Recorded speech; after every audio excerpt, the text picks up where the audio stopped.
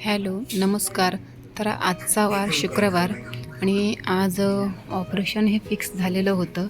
तुम्हाला म्हटलेच होते आणि त्यांची सकाळपासून तयारीच चालली होती. म्हणजे सगळे प्रोसेसिंग वगैरे सगळं स्टार्ट होते. नंतर मग हा आपला बॉय तयार झालाच होता यांना आता ओटीमध्ये घेऊन जायला. तर त्याने स्ट्रेचर आणला आणि हे स्वतःच उठण्याचा प्रयत्न करत होते, कारण कोणाला हात लावू देणार, कारण का तर पाय दुखतो.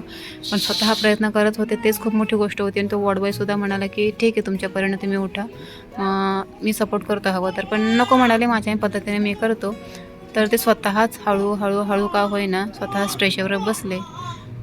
पण कसं आहे ना, एक मानसिक समाधान होतं की ऑपरेशन तर होतं आहे. ESICला होतो तर अक्षरशः 16 दिवस तर डॉक्टरांनी टांगवलं होतं आम्हाला की हाँ आज लेंगे, कल लेंगे, परसों लेंगे, ओटी में पाणी गिरता है, ओटी में पाणी गिरता है, असं बोलून अक्षरशः त्यांनी आमची मानसिक स्थिती पूर्ण बिघडवून टाकली होती. इकडचे डॉक्टरसुद्धा तेच म्हणतात की अक्षरशः ESICमध्ये काय आपल्या पेशंटचा कत्तलखाना उघडला आहे का. म्हणजे त्या लोकांनाही खूप संताप आला होता ह्या सगळ्या गोष्टींचा. पण ही गोष्ट जी 2 दिवसात होण्यासारखी होती, त्या गोष्टीला ESIC हॉस्पिटलने अक्षरशः 16-17 दिवस लावले. पण जेव्हा ॲपेक्स हॉस्पिटलला आम्ही इथे ट्रान्सफर होऊन ॲडमिट झालो, तेव्हा इथे त्वरित सगळे उपचार करण्यात आले. म्हणजे फटाफट त्यांचं CT स्कॅन करण्यात आला. जो MRI केला होता तिकडच्या डॉक्टरांनी, तोही काही कामाचा नव्हता. इकडचे डॉक्टर्स म्हणत आहेत की त्यासाठी CT स्कॅन इम्पॉर्टंट आहे. कुठल्या मूर्ख डॉक्टरांनी हा MRI करायला लावला. सो बघा म्हणजे किती डिफरन्स आहे. म्हणजे प्रायव्हेटला गेल्यावर एवढी छान ट्रीटमेंट असते, म्हणजे तिथं सगळं पटापट होतं. एक्सरे करण्यासाठी सुद्धा माझ्या नवऱ्याला 3-4 वेळा खालून वरून खालती त्यांनी इकडून तिकडे स्ट्रेचरवर हलवलं. अक्षरशः तो पाय हलत नव्हता. पण प्रायव्हेटला अक्षरशः तो एक्सरे त्यांनी जिथे माणूस ॲडमिट आहे, जिथे बेडवर आहे, तिथे एक्सरे मशीन घेऊन आले होते. म्हणजे एवढी बेस्ट सर्व्हिस असते प्रायव्हेट हॉस्पिटलला, ते बरोबर आहे. आणि सगळे म्हणतात की मेडिक्लेम काढा. मग कसं असतं, फायनान्शियल कंडिशनमुळे मेडिक्लेम काढणं काही जणांना शक्य नसतं. आम्हीही काढणार होतो. 2 वर्षापासून थोडंसं होतं सगळं ट्रॅजेडिक, पण करणार होतो तेवढ्यात हा प्रसंग घडला. पण ठीक आहे, आता नेक्स्ट पुढे आम्ही नक्कीच आता मेडिक्लेमच काढू. ह्या ESICच्या भरोश्यावर राहून फायदा नाही. भले पेमेंटमधून कटिंग होतं, पण ह्या गोष्टीचा उपयोग नाही हे समजून आलं आम्हाला. कारण ESICमध्ये पेशंटची कुणीही काळजी घेत नाही, उलट पेशंटला अक्षरशः खूप त्रास दिला जातो. तर इकडचे डॉक्टर खूप रिस्पॉन्सिबल आहेत असं आम्हाला ह्या सगळ्या गोष्टींवर जाणवलं. त्यांनी छान पद्धतीने समजावून सांगितलं ऑपरेशन कसं वगैरे करणार. तिकडचं तर काहीच सांगत नव्हते आणि फक्त तुम्ही पैसे भरा. म्हणजे ESICला असूनही आम्हाला पैसे भरा म्हणत होते. ती सिस्टीम प्रायव्हेट असते तर आपण गोष्ट समजून घेतो, पण फक्त माणसाला त्रास देणं, आता हा मुद्दा राहिलेला आहे ESIC हॉस्पिटलला. तर अशा पद्धतीने सगळे 20 दिवस झाले आतुरतेने वाट बघत होते की कधी ह्या माणसाचं ऑपरेशन होईल, कधी तो माणूस स्वतःच्या पायावर स्वतः उभा राहील, मानसिकरित्याने तो नीट होईल. ठीक आहे, तो दिवस फायनली आला होता. ऑपरेशनला ते घेऊन चालले होते. भीतीही होती की कसं काय होईल सगळं व्यवस्थित, कारण आम्हालाही त्यातल्या अजूनही काही गोष्टी क्लिअर माहिती नव्हत्या.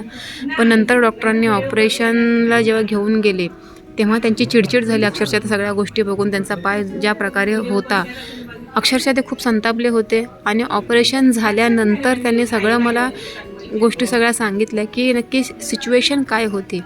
अक्षरशः ही सिच्युएशन या माणसाची एवढी खराब असतानासुद्धा त्या लोकांनी एवढे दिवस लावले. म्हणजे खरंच त्या डॉक्टरांना काही काळजी नाही आहे. फक्त ते येतात, चेकही करत नाही आणि जातात निघून. म्हणजे काय प्रकार आहे. उलट स्वतः ते म्हणतात की आम्ही ह्या ESICची कंप्लेंट करायला हवी, पण आमचेही हात बांधले गेलेले आहेत. सो अशा पद्धतीनं सगळा हा सीन आहे. ठीक आहे, आता कधी वाटतं की म्हणतात ना, कोर्टाची पायरी चढू नये, तसं ESICची पायरी चढू नये असं तर आम्हालाही वाटायला लागलं आहे. पण पर्याय नसतो. मिडल क्लास पर्सन आहे, तो तिकडे जाणारच. हा आता एवढा मोठा प्रसंग हा नेहमीच घडेल असं आपण आशा बाळगायची नाही. सगळं व्यवस्थित होईल. सो आता हे ओटीमध्ये घेऊन चालले होते. आता धाकधूक लागलेली असते की ओटीमध्ये गेल्यावर कसं काय होईल. ठीक आहे, पुन्हा त्यांनी ओटीमध्ये गेल्यावर म्हणाले कुठे गेली. सो मला पुन्हा बोलवलं. तिथे 10 मिनटं थांबले. 10 मिनटानंतर हे बघा असे इथे जे होते तिथे थांबली होती. नंतर डॉक्टरांनी आतमध्ये नेल्यावर पुन्हा मी बाहेर आले. अक्षरशः 1 वाजल्यापासून 4 वाजेपर्यंत तिथेच बसले वाट बघत. नंतर त्यांना 4 वाजता आय थिंक काहीतरी बाहेर काढलं. 4 वाजता काढल्यानंतर ते ओटीमध्ये फुल जे AC असल्यामुळे ते खूप कुडकुडत होते. थंडी खूप होती म्हणजे आतमध्ये फुल AC कुडकुडत होते. पेन थोडा होत होता, पण त्यांना छातीच्या वर म्हणजे असं थोडं समजत होतं. म्हणजे एवढी भूल फक्त छातीच्या खालीच दिलेली होती, त्यामुळे ठीक आहे, खालचा भाग एवढा त्यांना जाणवत नव्हता ॲनेस्थीशियामुळे.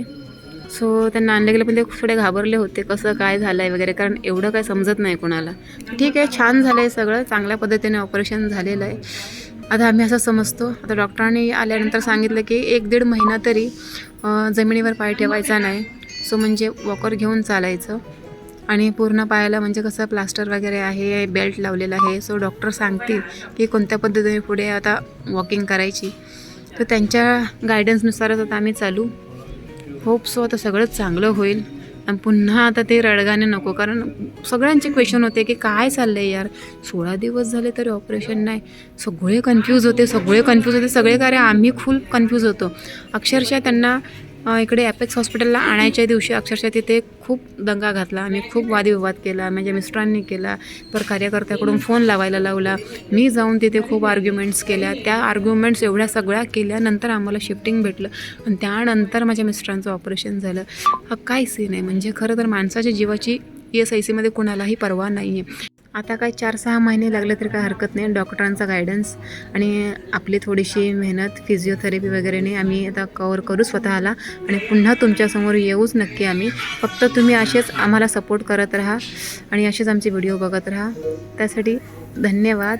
टेक केअर आणि प्रत्येकाने आपापली काळजी घ्या. सुखी राहा, हॅपी राहा, हेल्दी राहा. धन्यवाद. तुमचा आजचा दिवस खूप शुभ जावो.